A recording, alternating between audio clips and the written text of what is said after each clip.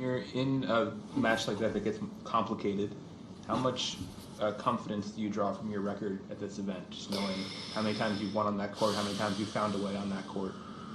I mean, I think it's probably more helpful at the beginning, as it was the case today. He made some double faults in the first game. I broke his serve, and he could see he was nervous.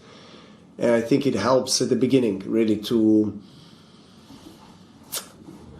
kind of make your presence even bigger on the court when they're calling out the achievements and the scores and everything that you basically achieved on this tournament. I think it's impossible for players not to hear that and not to feel that. So especially for a young player like him. But then I played one loose game in the second set, handed him the break, I rebroke, but I could feel that, he's starting to feel more comfortable. He's not missing as much. It was some grueling rallies. I mean, very physical game. I mean, almost 4 hours for 4 sets. It felt at some point that I was playing myself in the mirror, really.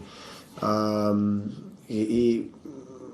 hear that he liked me. He liked to watch me when he was going up, and I mean, he's got an incredible defense, especially from the backhand side, and very all-round game. Of course, he's got every shot in the game to improve, but for an 18-year-old, I think I'm most impressed with his physical state.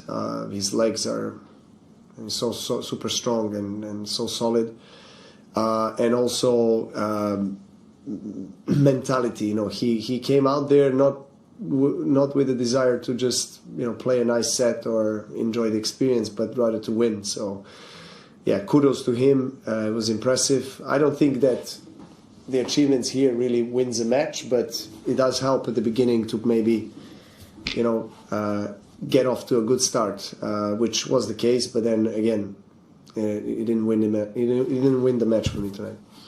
Everyone, given the hour will be quick, we start with English. Raise your hand, James, first one. Congratulations. You sounded a little bit under the weather earlier in the week. I don't know if you're still feeling the effects. Did that have any impact on your physical condition? And when you say you're still physically searching for yourself, I think you said on court. Yeah, I mean that's what I was referring to. Maybe I didn't express myself, but yeah, I did.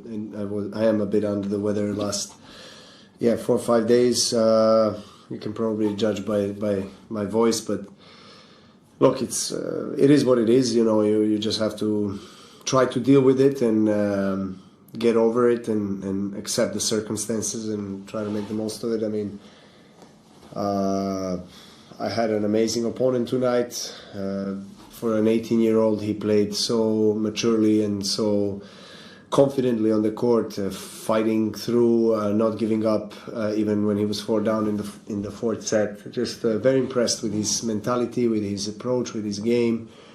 I hear a lot of positive stories about his discipline, his dedication to everyday routines that are making him so physically strong already at 18 and successful. So if he continues this way, he's going to have a very bright career ahead of him, no doubt.